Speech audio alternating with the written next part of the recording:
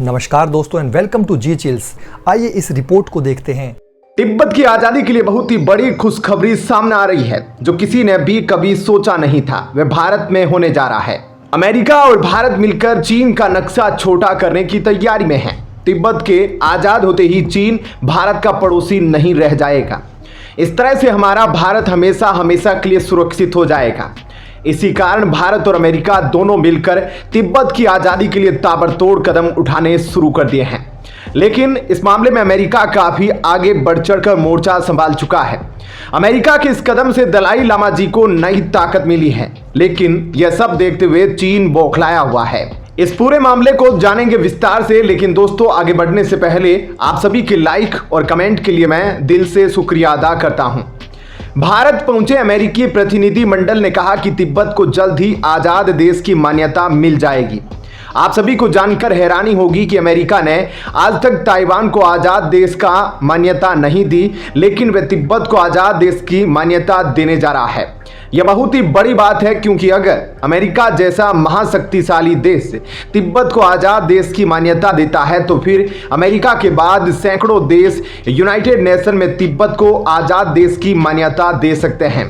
यह तिब्बत वासियों के लिए बहुत बड़ी जीत होगी। तिब्बत के मुद्दे पर आज से पहले अमेरिका इतना आक्रामक कभी नहीं हुआ था। अमेरिकी संसद के निचले सदन में प्रस्ताव पास हो गया है। जल्द ही इस पर राष्ट्रपति हस्ताक्षर करेंगे। अमेरिकी राष्ट्रपति के हस्ताक्षर होने के बाद चीन का नक्शा सिकुड़ने लगेगा। जरूरत पड़ने पर तिब्बत की आजादी में भारत और अमेरिकी सैनिक भी योगदान दे सकते हैं। भारत को तो तिब्बत की आजादी में बढ़ चढ़कर हिस्सा लेना चाहिए, क्योंकि तिब्बत के आजाद होने के बाद भारत को चीन का खतरा नहीं रह जाएगा। एलएसी पर चीन काफी पीछे चला जाएगा और फिर भारत अपना डिफेंस बजट भी कम कर देगा और हमारा सारा फोकस इकोनॉमिक डेवलपमेंट पर होगा और भारत जल्द ही दुनिया का महाशक्तिशाली देश बन जाएगा।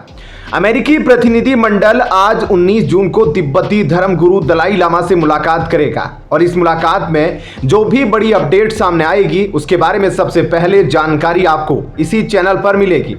हम लगातार तिब्बत टॉपिक पर बारीकी से नजर बनाए हुए हैं। आपको पहले भी इससे जुड़े कई सारे वीडियो प्रोवाइड किए गए हैं, उन महत्वपूर्ण वीडियो को जरूर देख ले।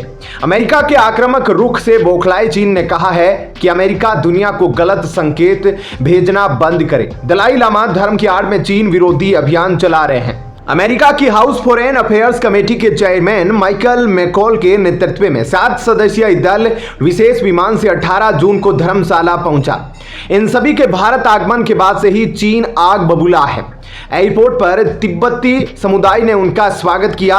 शाम को माइकल और अमेरिकी संसद के प्रतिनिधि सदन की पूर्व स्पीकर नैन्सी पेलोसी ने निर्वासित तिब्बत सरकार की संसद को संबोधित किया और तिब्बत की आजादी का समर्थन किया। यह पूरा नजारा सोशल मीडिया पर चीन और उसके कर्मचारी लगातार देख रहे थे और बारीकी से नजर बनाए हुए थे।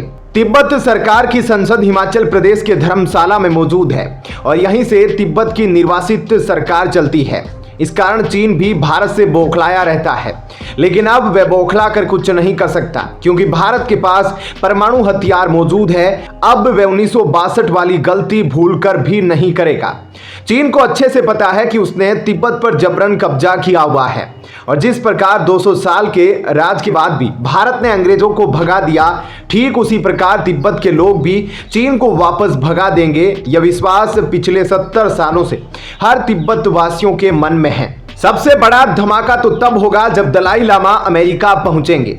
दलाई लामा इलाज के लिए 20 जून को अमेरिका जा रहे हैं। इस विजिट के दौरान वे राष्ट्रपति बाइडेन से मुलाकात कर सकते हैं और तब जाकर तिब्बत पर असली खेल शुरू हो जाएगा।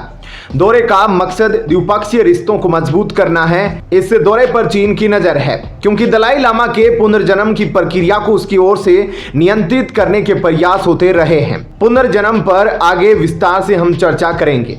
चीन ने अमेरिका को तिब्बत के बारे में अपनी प्रतिबद्धता पर कायम रहने के लिए कहा है।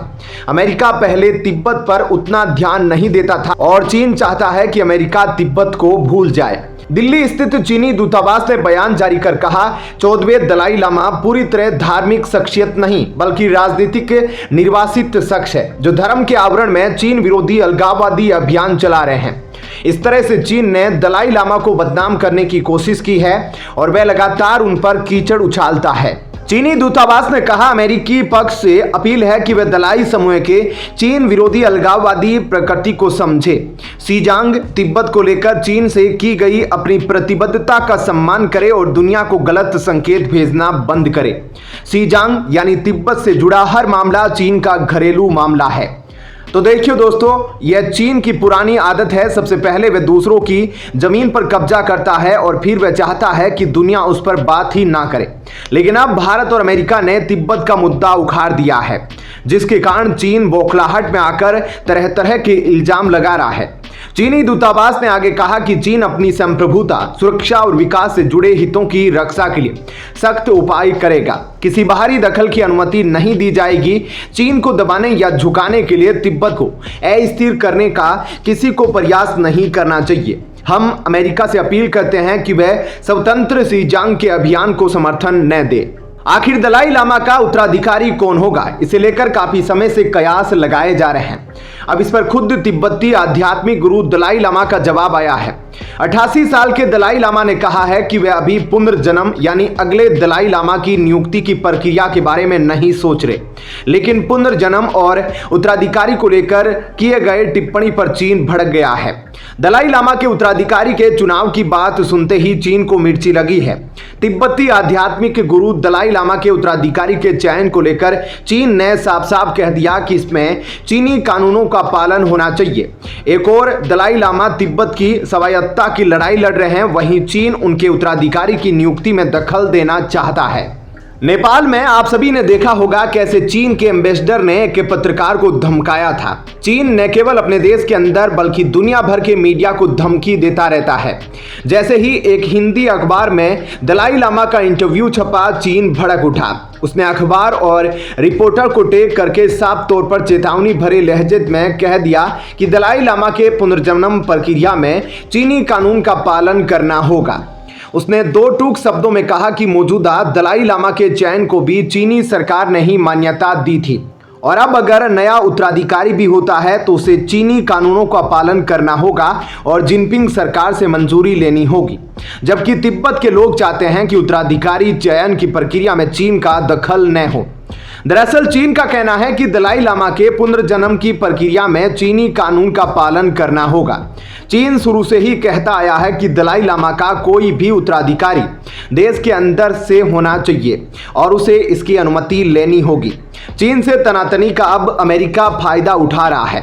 वह तिब्बत के लोगों के साथ खड़ा दिख रहा है। यही वजह है कि अमेरिका भी चाहता है कि दलाई लामा के उत्तराधिकारी के चयन की प्रक्रिया से बीजिंग को दूर रखा जाए। अमेरिका ने तिब्बती नीति और समर्थन अधिनियम 2020 पारित कर दिया है।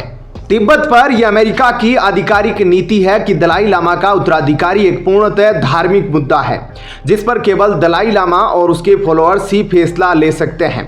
भारत का भी स्टैंड कुछ ऐसा ही है। भारत भी चाहता है कि तिब्बतियों की इच्छा का पालन किया जाए।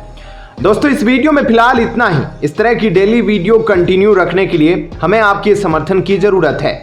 कृपया इस वीडियो को ज़्यादा से ज़्यादा शेयर कीजिए और उम्मीद करते हैं कि आप इस वीडियो को कम से कम 1000 लाइक देंगे। आप देख रहे थे जी चिल्स। जल्द पूरे होंगे आपके व्हील्स। धन्यवाद।